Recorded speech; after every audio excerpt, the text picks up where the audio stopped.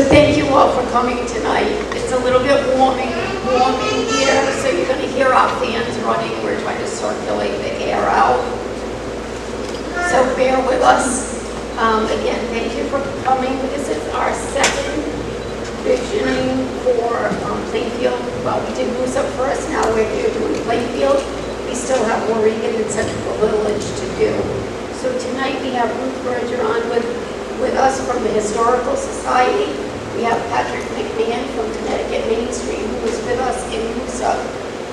Patrick has been detrimental in helping revitalize downtown villages. So it's a pleasure to have him and Ruth here tonight. The purpose of our meeting is to meet and get ideas from the residents. Many of you have lived here your whole life, or you may be a new resident here, but some of the things we're trying to accomplish is what is it you want to see in your village, what is here that you really would like to see go away, but what will make you stay here, what will make your children come back after they go to college. So any ideas tonight that you can help us with, that's what we're here for. So you'll see the whiteboards up here, and as we talk throughout the night and you give ideas, these are the different things that I'm looking for. So what do you want to preserve in your community? What is here that is so important and that is really a part of Plainfield and the history of Plainfield? The next one is, what do you want to create in your community? Again, what makes you want to live here? What is going to make you want to stay here? What is going to make you want to raise a family here? And then the third one is, what do you want to change in our community? So tonight we are really here to get ideas, just put everything out, anything that you have. Don't think that anything is not important or too important, because that is what is going to help us revitalize our downtown. So we have Chris Bigler, who is our vice principal at the high school, who's helping us. Lydia Macala, make sure I say your name right. She worked with her graphic artist students, so she has pictures on the screen tonight. We have a few pictures in the back. So please, just anything, any ideas, help us tonight to get through this and help us create the village that you want to live in.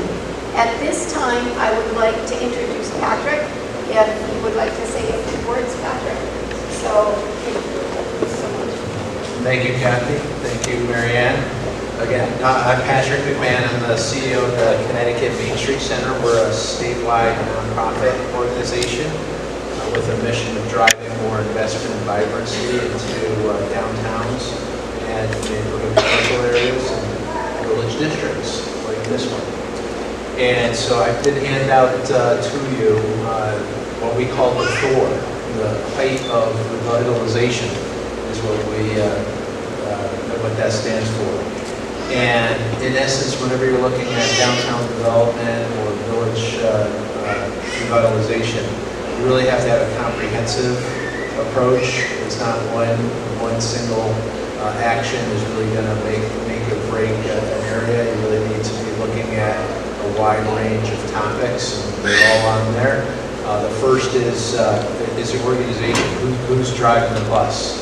And thankfully, you've got your first selectman and your town planner really aggressively moving these things forward.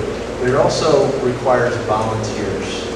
It requires a lot of volunteers. If you want to see your villages in Plainfield really take off, it's going to take the residents themselves who are willing to put in some time and effort on some discrete action items.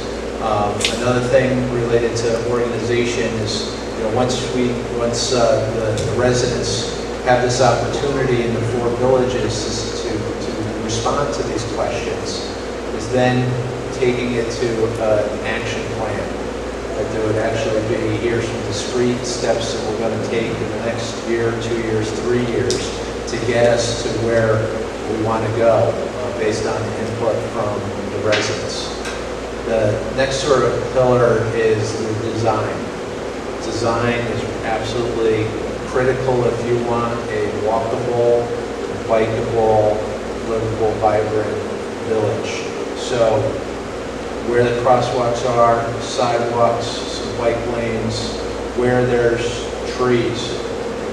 Trees are absolutely critically important. If you're in an area that you've already clear-cut a bunch of trees and there's not much along the commercial, it actually reduces the value. You want to make sure that there's landscaping and trees within your village districts, your commercial streets that are here. The way the buildings look is really critical. You have control as a community as to some of the ways in which buildings look. I know Marianne certainly over the next couple of years, I would presume, will try to strengthen the zoning regs here in Plainfield to really get to the vision that you're trying to achieve in the villages. For instance, in villages, it's often best to have a couple of stories, not just a building with a flat roof. So you incorporate into the design, making sure that there's at least a couple of stories and some mixed use, that type of a thing. How the buildings relate to the street. Do you allow it so that it's all parking in the front and the building is set back? If you set the buildings back from the streets in these villages, you're actually taking away the ability for a walkable area. You don't feel as interested in walking along if all of a sudden there's a big gap in the street front. Does that make sense? Whereas if the buildings are up on the sidewalk, you'll linger. That's a word I'd like everybody in the room to really ponder and remember. Linger. Your goal in your village is, if you want to have so that those small businesses are thriving, so you want folks to come down and not just jump in their car, go to one site, and they go home. If you get them out of their car, hopefully they'll walk around and visit a couple of different shops while they're in the area.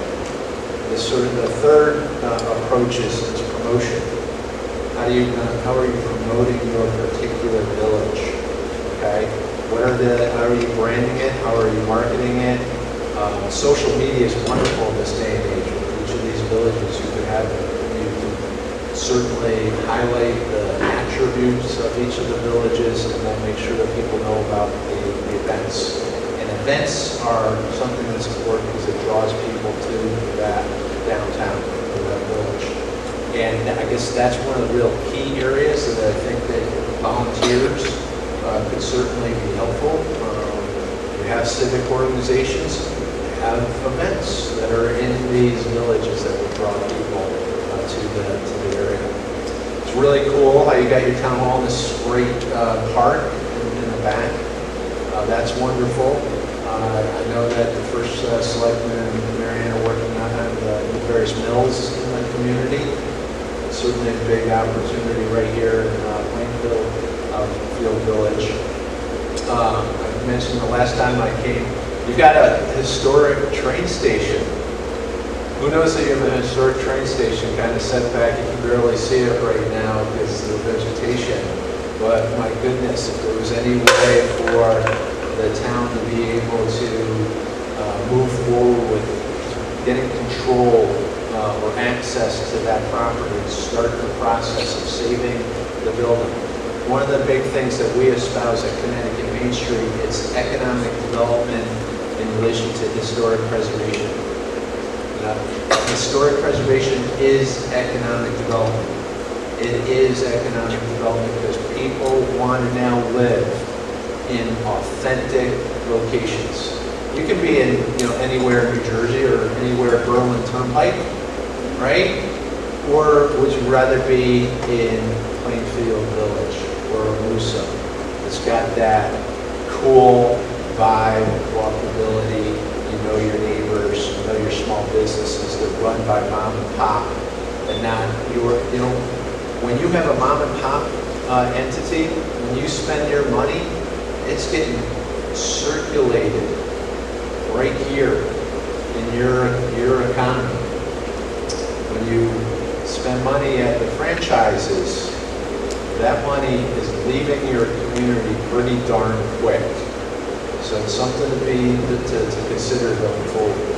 So the fourth approach for Main Street related activities is economic enhancement. And that's really comes down to knowing who your market is, where you're going to draw people from. Can you draw people from some other communities into these villages? You know, I certainly, when I was out in Moosuc, you could, because of that rail, the trail, that trail certainly could draw people. With the big events out here next to Town Hall, you can certainly draw people from out of town. If that's something that you're interested in having other folks come in and experience your community and go to the small businesses. But also understanding what some of the issues might be particular to any specific properties. Working with the property owners to get them reutilized. Often there's complications with financing, so you need to reach out and get the right counsel as to how you can turn some of those buildings around. So those are really the four pillars: is organization, design, promotion, and economic enhancement. We add a couple of others at Connecticut Main Street, and that is transportation. Okay, you do want to have multimodal if at all possible. I don't know any kind of bus service you have anywhere through the town, but you know that might be something that at some point, if you could get some connectivity relative to that, and certainly walkability, bike building, not just solely auto-centric activities. And then we throw in sustainability. Sustainability is a big thing nowadays. And by sustainability, it really comes down to a couple of areas. It's green space. It's those parks. It's those public areas where people want to linger. You need to put out benches. You need to have public art. You need to do something that makes it so that people are going to want to spend time in your public spaces. And then another aspect of sustainability in this day and age is very critical, especially being in New England, is energy conservation.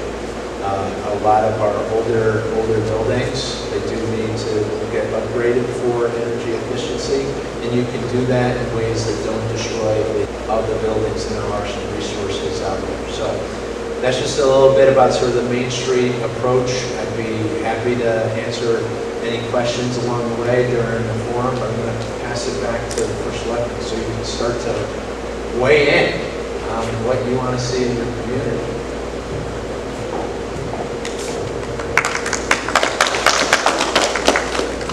So Ruth, I would like to have you come up and speak too, but I really would like to get going on this so that we can get some ideas.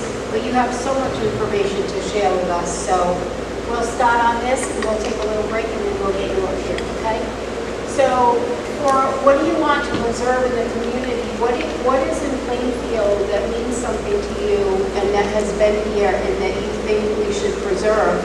That when we start to redevelop or change, what is it that you want to see stay here?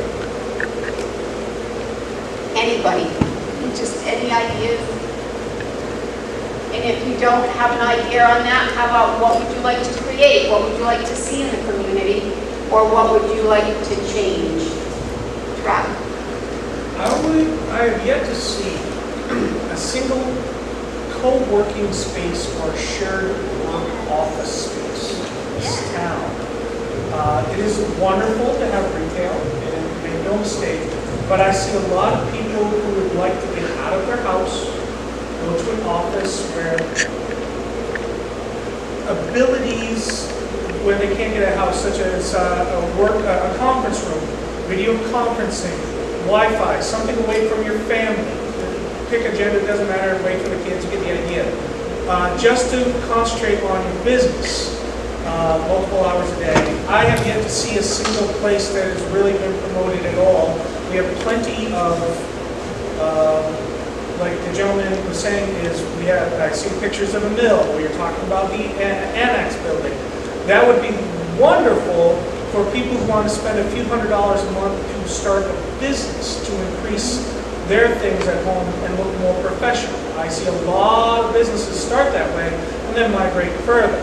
Now that being said, as preserve in the community was does any development to give preference to local contractors, the electricians, the plumbers, the masons.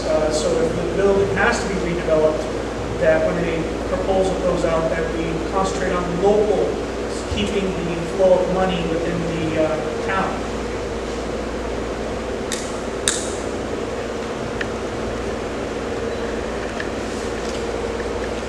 Kathy, can I speak on the co-work space? Yeah. So there are some examples of co-working that Plainfield can certainly look to. There's a great one right in Manchester called Workspace. Even in other communities, they're popping up all over the place. Foundry 66 in Norwich is a wonderful space. One just opened in Putnam. One just opened in Putnam as well. A couple of my friends just opened up a like creative and workspace at the same time, where it's like there's a multi-use like like a meeting room space, but it also has access to like artist studios as well. I was just talking to a friend about this recently, how big art is in Putnam. And I always draw Putnam because they're so close to us and they're so successful, but there's a lot of artists in this town as well that would love to not be renting a studio in Providence and having to drive 45 minutes away, but be able to stay here in town. Personally, I would love that. I don't have my own space. Truly, I think there's a need for a workspace in pretty much every single community in Connecticut in this day and age, with types of jobs that are being created in these co-working spaces. And we're not looking for millionaires, we're looking for literally mom and pop that, Yeah. no offense, that don't want to work retail, they want to work legal, they want to work manufacturing, consulting, and something like that, that is, you just need to get away from the house. Yes. I'd like to see the older or more original buildings preserved.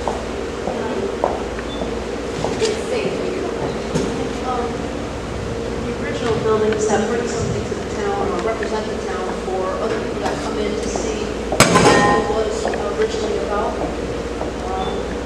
Also helping the farms stay in our community instead of closing or moving, whatever. I'd like to see some of the outside developers slow down, so we're not overdeveloping into housing that may not turn into that.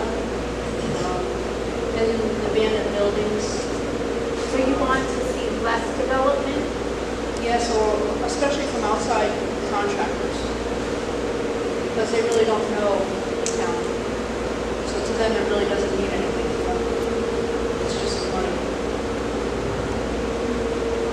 Thinking on that, like less new development, and why aren't we putting money into Recycle. developing things that are already here? that Yeah, we can recycle what we already have. Exploiting existing infrastructure. Yeah. I'm sorry, I didn't hear that. Well, just to piggyback off of what she was saying was to exploit existing infrastructure. The buildings are built, the insides just need to be rehabbed. Recycle what we have. Yes.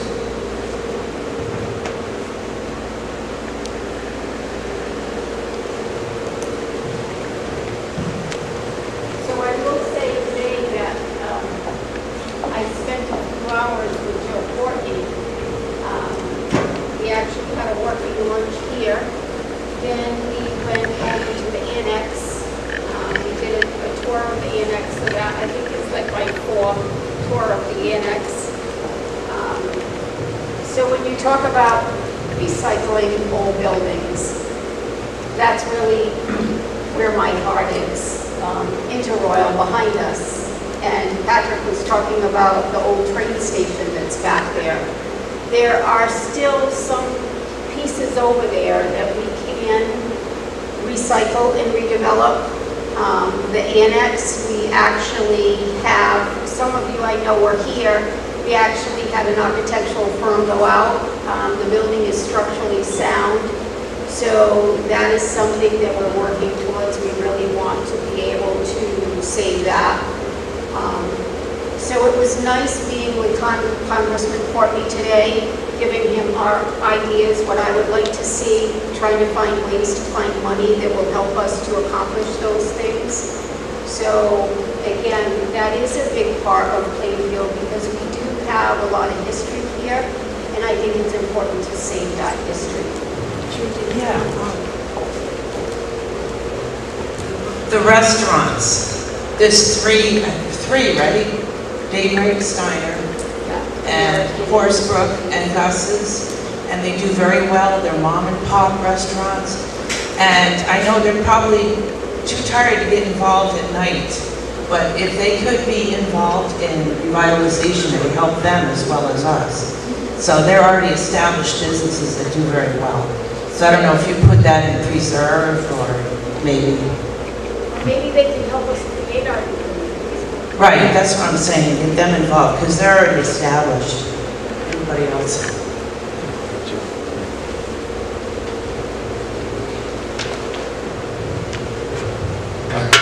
Maybe something along the lines of the way Putnam has become a antique hub up there. Plainfield could find something like that to draw people in,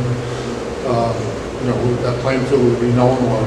Maybe like the art, like you mentioned, artists or something like that.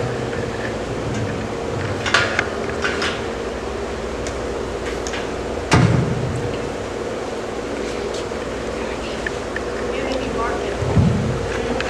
Community market where you could put the artist next to the farmer, next to the person that makes things, produces and makes their own product. Not necessarily a craft, but more of a home, kind of homemade product, starting from home.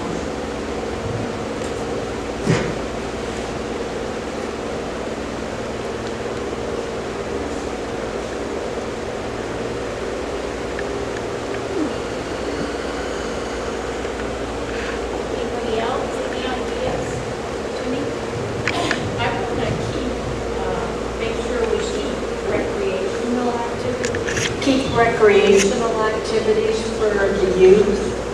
I think families, really need like the Little League and other just recreation for youth.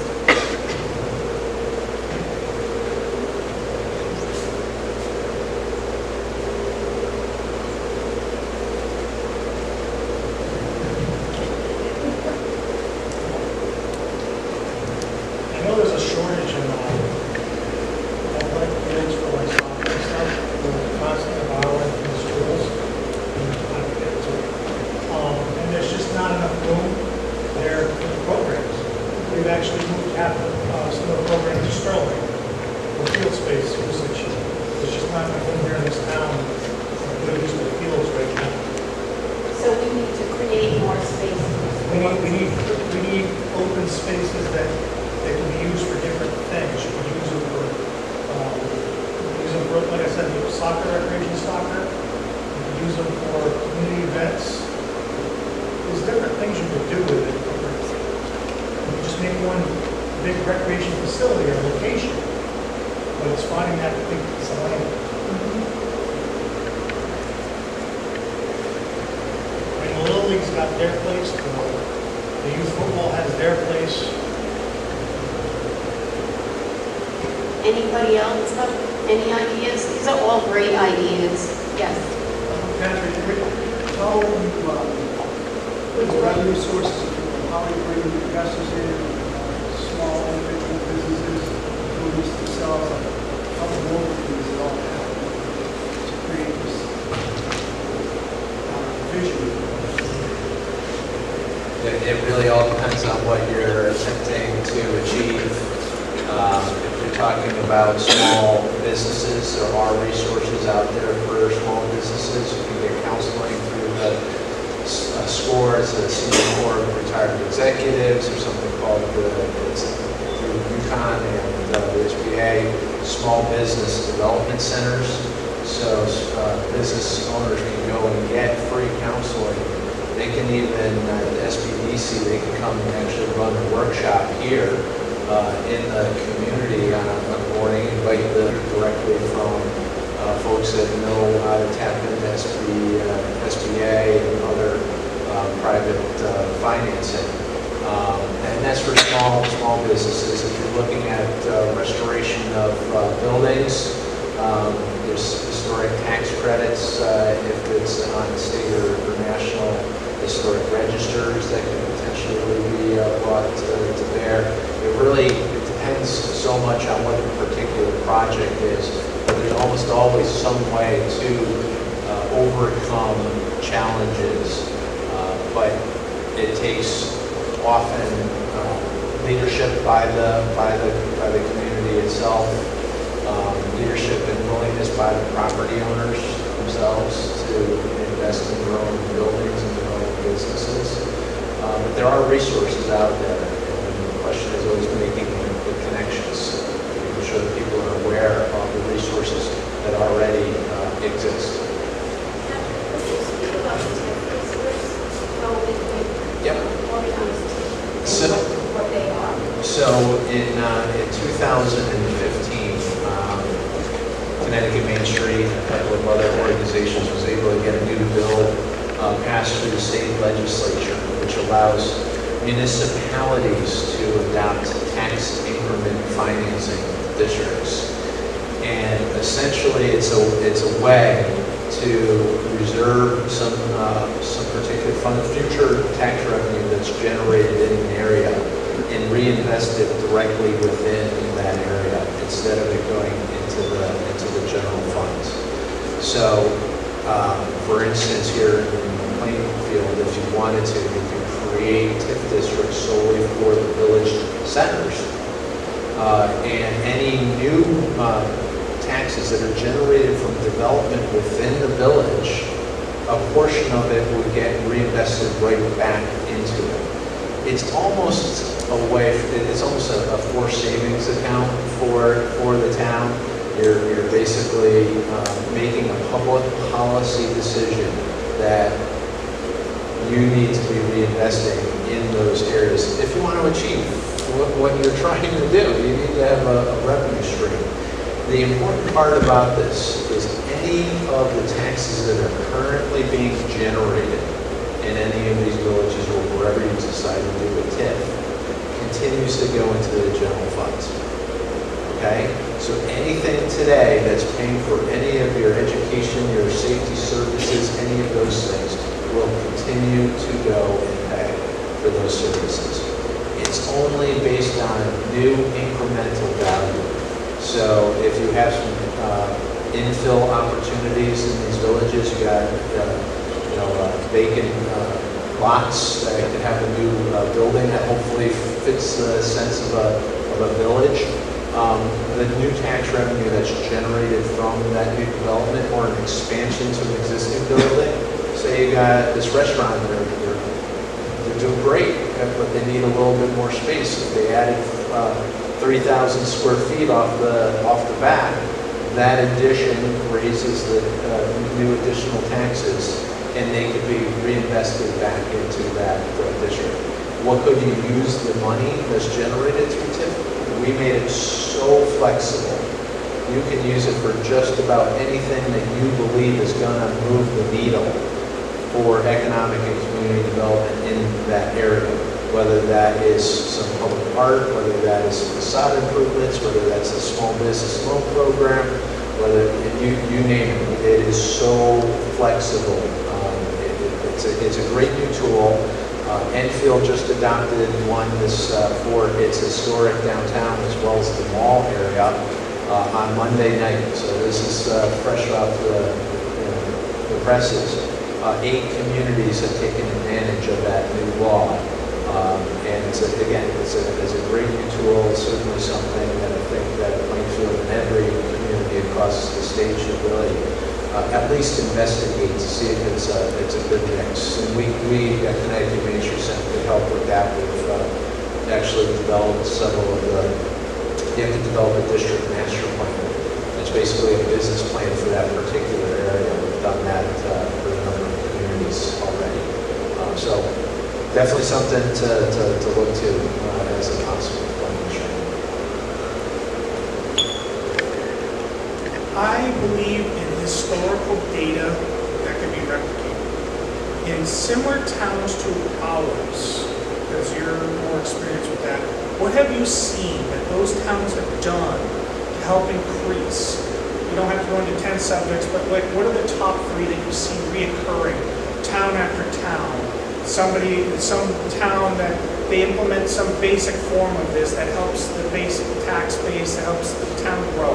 What do you see that's a common investment, message, program?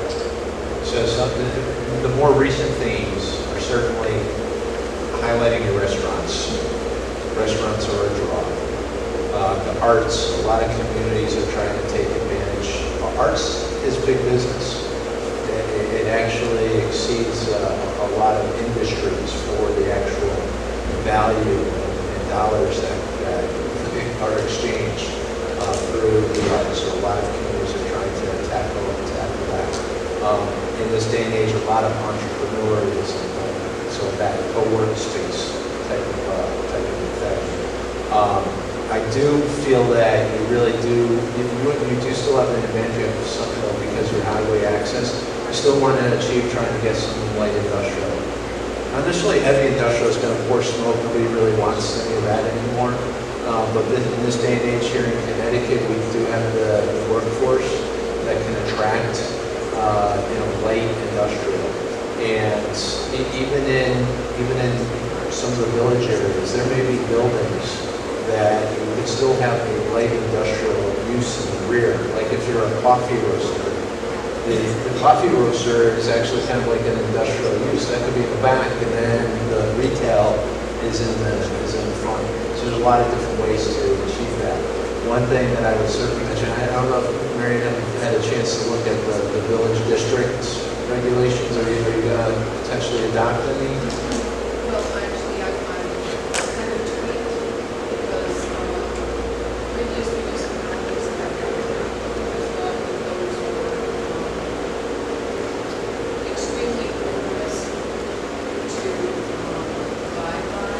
So I tweaked it a little bit and selected those on the draft. Okay, great.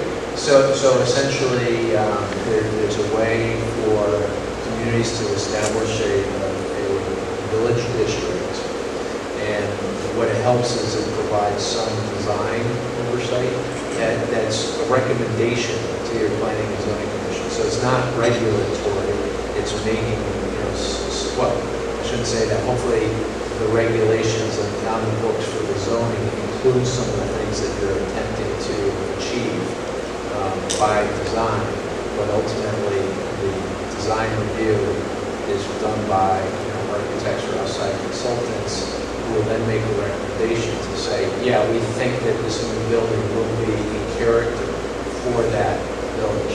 Otherwise, you're at the risk of just the private sector going to go in there and create a building that they feel is going to return the greatest investment to them, not necessarily what you want to achieve.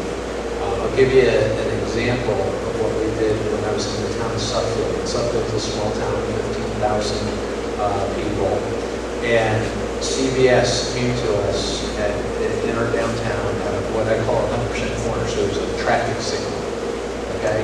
They happen to be currently, or were in a strip retail area. They wanted one of their freestanding facilities, and they came to us with their standard vanilla elevation, like basic,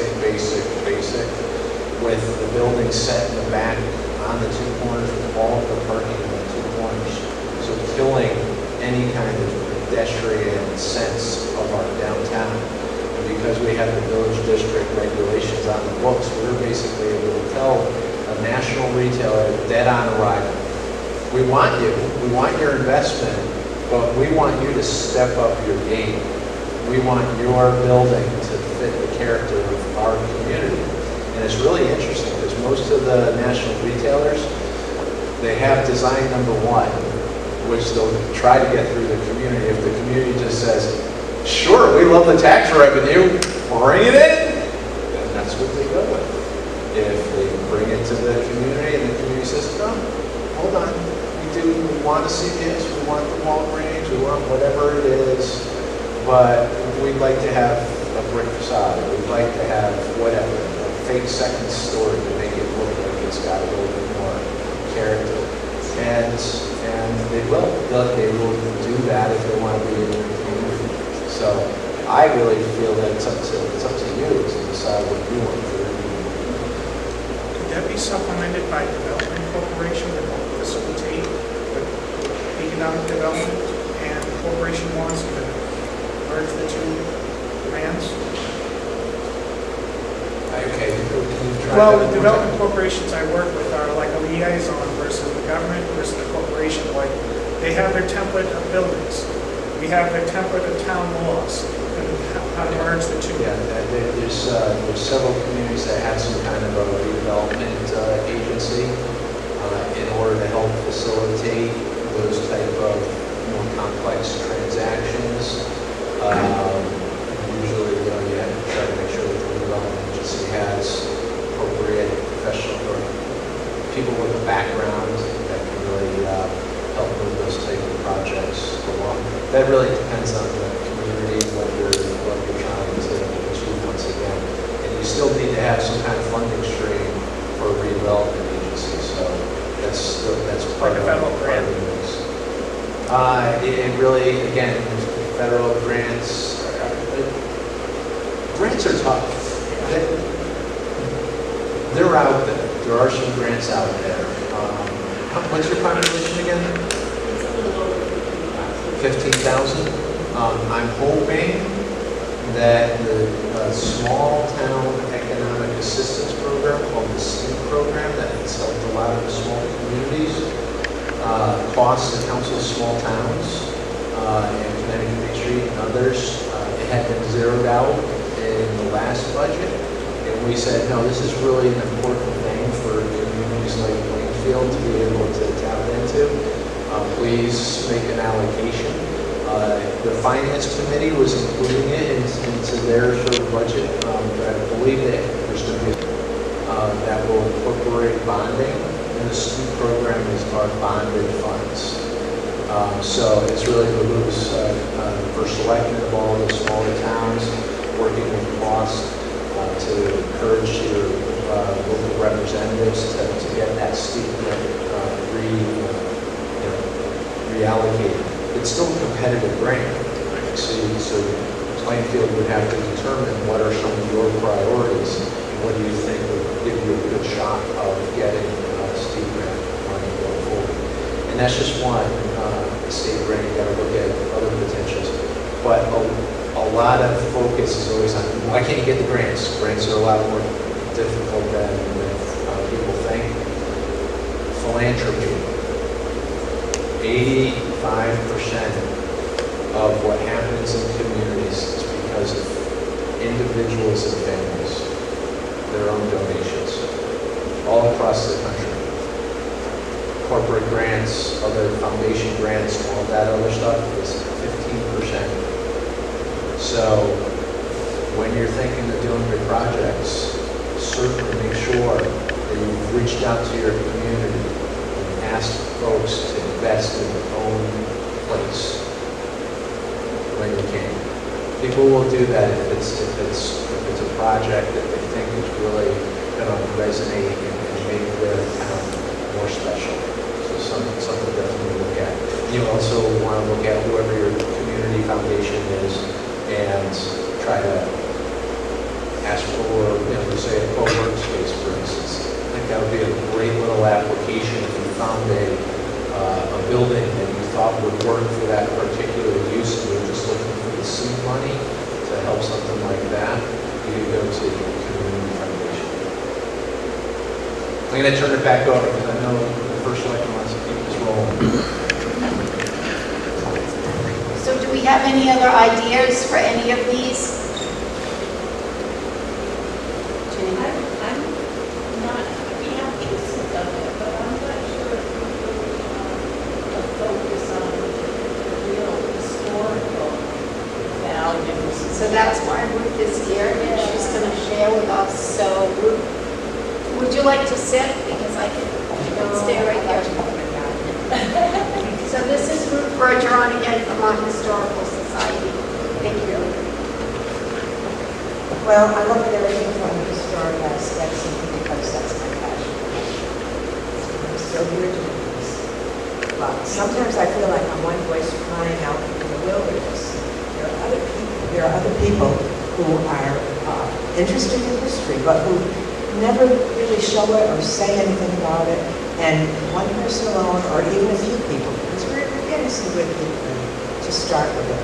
But I find many, many people, even some owning historic houses, who don't want anything to do with that. It's their property, they say, and they can do what they want. And it's very hard to influence. And so I think a people-to-people approach is something that every citizen can try and try to make improvements around here, for one thing. History's got a great way of repeating itself, and I like to bring old pictures, because you can see in the old pictures how many small stores there were in the village centers. Now, even Plainfield has spread out down Route 12 and around. It almost has more than one real central place. That doesn't mean that we can't make each one of them special, but for some reason. And I look at the pictures, and you look at the glass windows in the stores, and you're enticed to do business there because there's something there. And so I'm wholeheartedly in favor of not putting the stores so far back from the road. You're going to encourage people. So that's a definite plus for our future. Another thing is that we have people that have spread out all over, and they don't have any connection with each other. And therefore, you can't even get neighbors to work with each other to clean up their junk or anything, because we have that lack of people contact, which actually helps the historic aspect of things enormously. And so that's something every single person can, in some little way, contribute toward. And when you put it all together, and you get people willing to work on something, like a co-op workplace, I think that's what we initially have to, before we even get anything else going, try to concentrate. What one person can do is start something. You start somewhere and grow. One thing I noticed is that one of the things we want to preserve, a big one for me, is trees. I look at the old pictures, the beautiful tree-lined streets, and how wonderful everything is. But in the nature of history, from our beginnings as a purely forested place to an agricultural place, where wood was cut down and was used for houses, for industry, trains when they first started going through, and then we have these great denuded areas that became, in many places, very nice to look at agricultural things. I think we have a lot of space that could be converted to something agricultural. I think of Hart's Greenhouse over in Canterbury and the number of acres they have now, and the wide area of New England that they ship the plants that they grow there to. It's impressed me just seeing it. And I'm saying, gee, don't we have some great farmland maybe in town? That has anybody thought of trying maybe something like that? But again, it's like, nobody I don't think has talked about it. And you have to start somewheres. So that's another great thing I can think of. It's been great that we're seeing planters with flowers in them around town. It really have caught my eye. It makes me think somebody cares. It's looking like it used to. And there was one a couple decades ago when trees were planted along the sidewalks in some of the sectors. The trees didn't all survive our winters very well, but I am sure that there is a lot of opportunity for replanting more trees. That I think the town is on the right idea by starting and looking for that. That's another thing we need to continue with very much so. As far as people are very keeping to themselves. It used to be where the Historical Society would run a house tour of beautiful historic places. People were more than welcome to open their doors and let you in. They weren't afraid the silver would disappear. Now, to try to get somebody to share their treasures with you is more difficult. That's just a sign of our times. Again, I think we just have to build people's confidence in small groups and make that larger to get anything done. And neighborhoods are the place to start.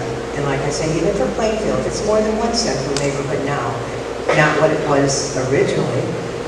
That's all right. It still will be something going on for the people. You look at the people and the old pictures. They're out there. They're involved. And that's something we need that in order to keep being alive and going somewhere. So Plainfield started out as just a plain old forested place. The farmers came in and did their thing, and we've gone through that. We've gone through where we had small businesses because the people living on the farms and in the groups They needed all these small businesses. They needed the post office buildings. We had theaters here. I'll bet not very many people here knew that we had an airport in Plainfield at one time. And it was highly enjoyed, successful. It was limited to the people that could afford to rent a plane or own one, but it sparked a lot of local interest, and it kind of put us on the map that we had when a lot of places don't. And I think things like that we have to be open to when opportunity comes along. And then we had an outdoor movie theater after the airport burned down, but that was good for a while. I remember going there. And I don't think we should limit ourselves to not imagine things that we haven't already had. There's room for more, and there's a lot that every single person can do towards making this a happier place to live. And so I think that pretty much sums it up. Any questions? You haven't looked at the pictures to ask the questions. Well, if you do, I'm available. Fridays 2 to 4, I'm always in the history room, and we did that purposely to help people with questions that come up when nobody is asking them for them. Thank you.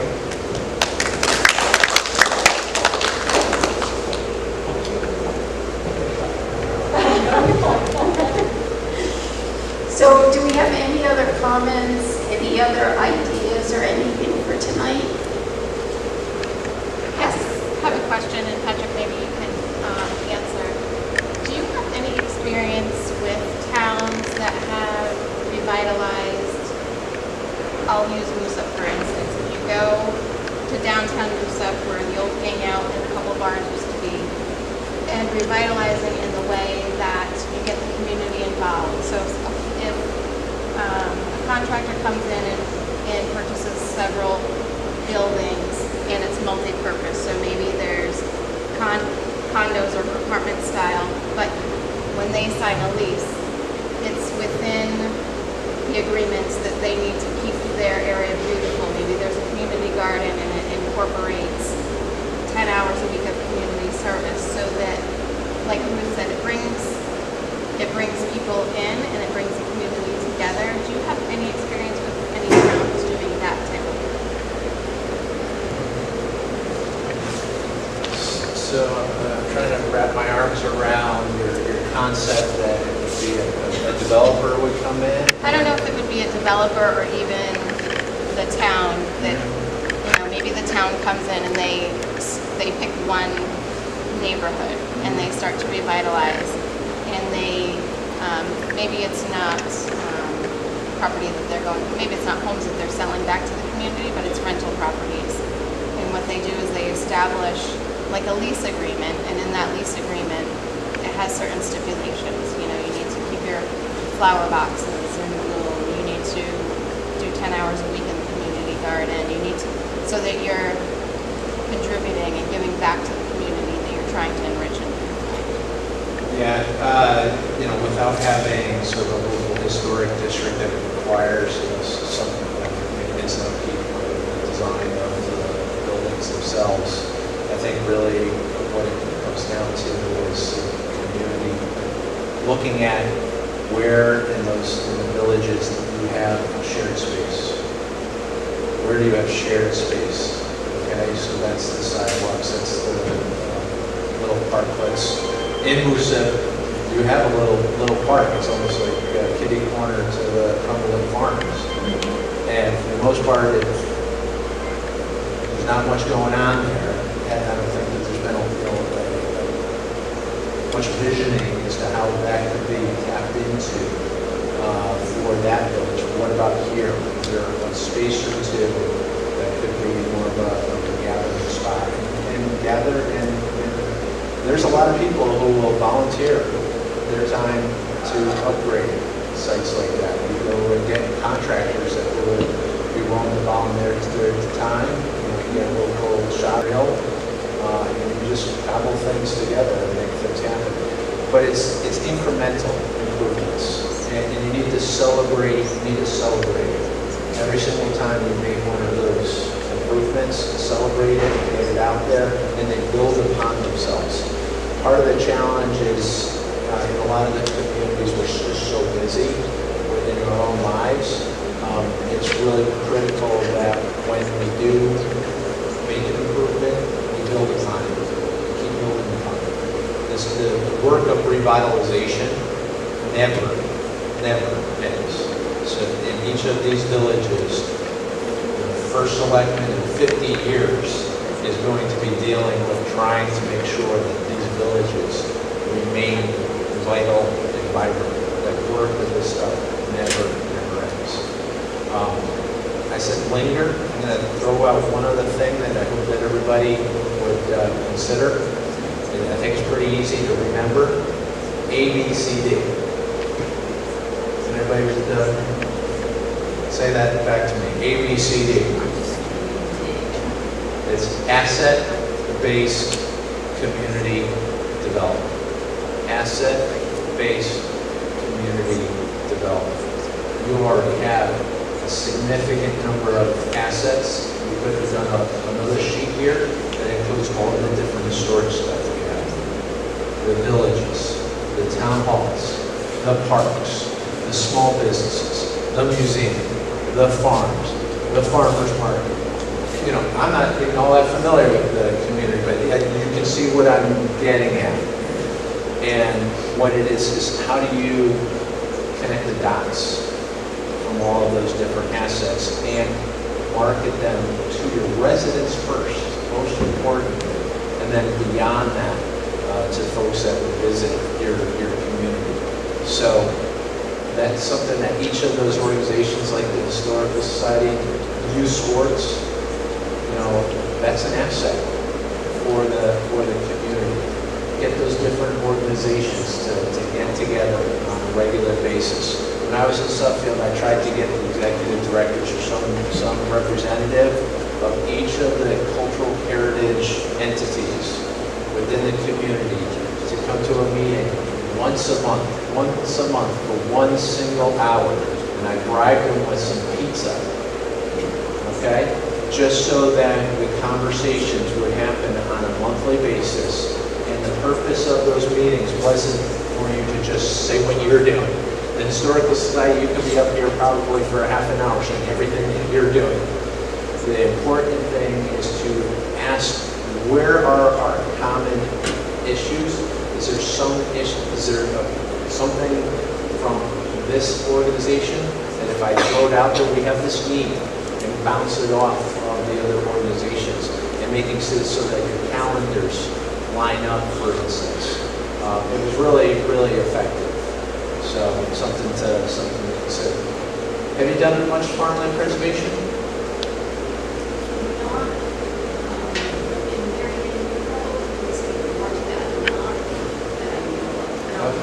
Farmland or open space preservation?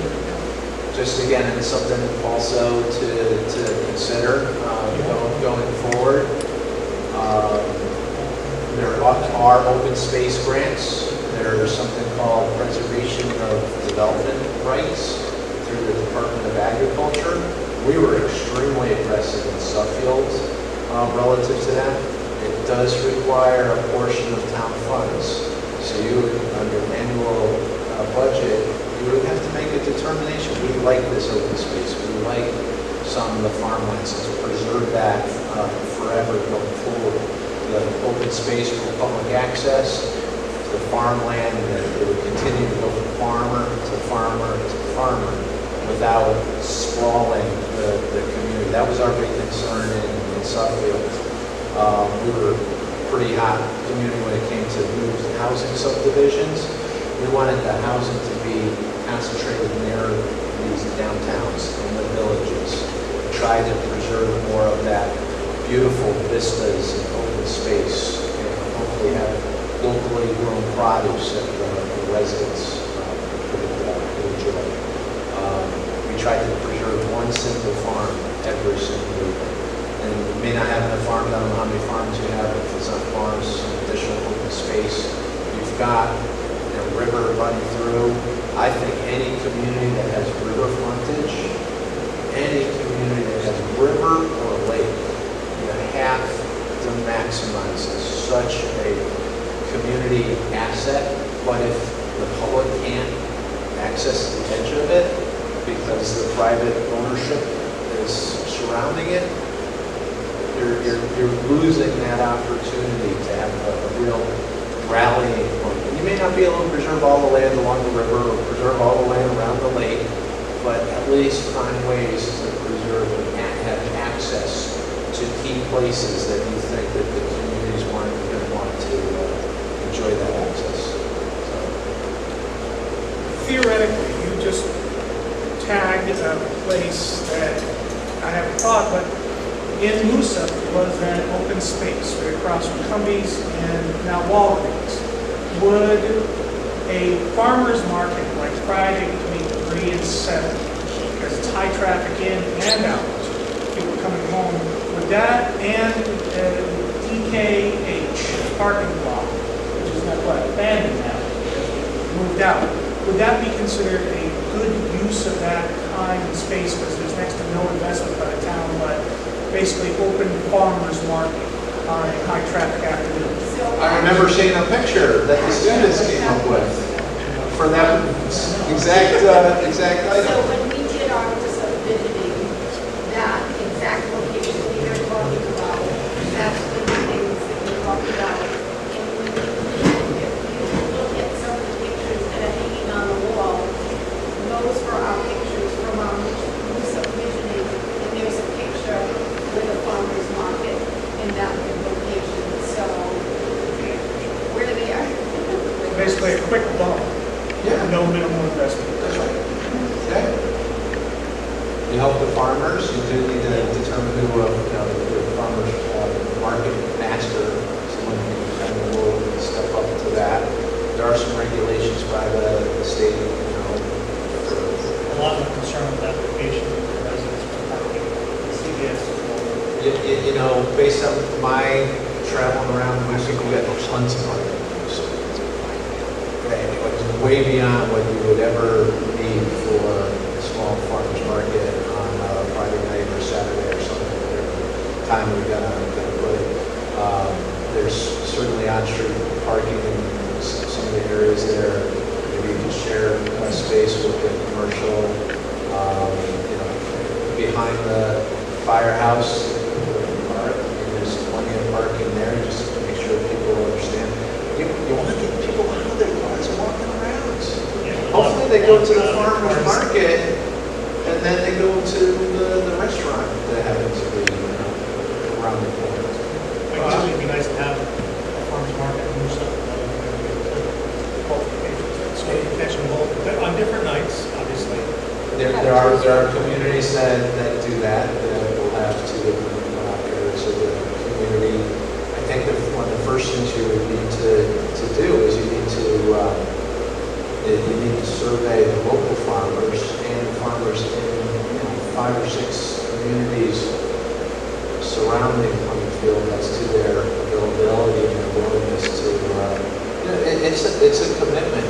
A lot of the communities are the same day from June 15th all the way to October 15th, and that's a big commitment. A lot of the farmers do like it though, because they do sell a lot, and it gives them goodwill. They feel like they're contributing back to their community, but that's something we have to really look at. Yeah, we're looking really hard because I know some of the local farmers that are doing that, selling farmers market, prefer to load their groceries on a Mystic or a ways away because there's more money there.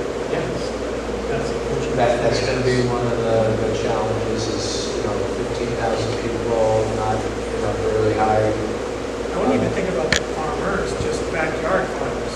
Obvious, people who have 3 dozen tomato plants, which is most people need. But just, put out a plastic table and just go, here we go. We get on the way home. Well, you can do that today, depending on the zoning regulations. And so I feel we encouraged farm stands, so that they would put out their stand right out in front of their property. We loved it.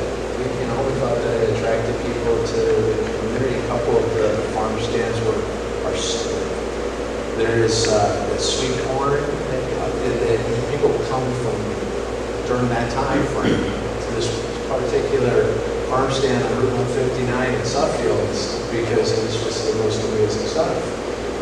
So that's something we might want to encourage in addition. And we did that in addition to the farmers market. farmer's market and stuff that ran from 9 to 12 every Saturday, June to October. You gotta market it, you gotta get people there, you gotta make sure that the residents are saying, hey, buy local. Again, you're making the determination as to whether or not you're going to contribute your own money to your fellow residents or have it leave the community. That's also just something that like, sure, we have like our small like farmers market that's over at the ECC building, like it's about like every Tuesday or every Tuesday. So like that's something small that happens every week, but you also have to think about like what's actually going to draw people in. That isn't just 3-4 vendors showing up, but when we're looking at like what do you want to create, antiques, artists, food, whatever it might be, that maybe once a month each village hosts a all-inclusive creators or makers market, as they're kind of called outside of the States, like a makers market. So you not only have local farmers who are selling their produce, but maybe those people have goat farms who are selling their soap that they make, and then artists who are selling their artwork. It's like you have to think about, sure, they're going to have you want those frequent things because there are people who go every Tuesday to get their veggies there, a little bit cheaper than having to go to an hour-only grocery store. Mr. Big Y there. But at the same time, you have to think about, okay, what's going to draw a bigger crowd, maybe once a month, just like with Putnam, with their First Fridays. Like, it started super small as a little car show on that side of the street. It's exciting to think about really, really grand scale, but it's also really easy to start super small and it grow faster than you think it will. And I think that it's something super obtainable with the spaces that we have all throughout our villages. We have the space. So we have an annual awards event that just took place this past Monday in Romantic, and Putnam received an award. Putnam Business Association. Putnam's a smaller community than Newton. There's about 9,000 people who live in Putnam. But they have a Putnam Business Association that has over 200 businesses. And when they have their monthly meeting, this is astounding. Like 80 businesses will show up each and every month. So has to do with whoever's leading the PBA, getting people in the seats, and getting people rallied and charged about, getting stuff done in their community. Try to get the small businesses there. It's in their interest. It's in their interest to work together. Unfortunately, it's tough to have a small business, and a lot of communities. There is not a lot of interaction between the businesses. They don't co-market, they don't co-brand, they don't do these events. But in communities like Putnam, they're able to get them to start really working together. Gosh, there's some really cool big things potentially can happen.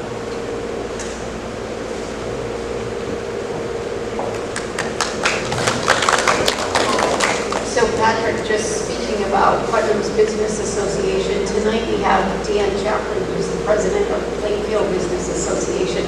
So Dan, if you want to say a few words, I know how hard you work at it. Yeah.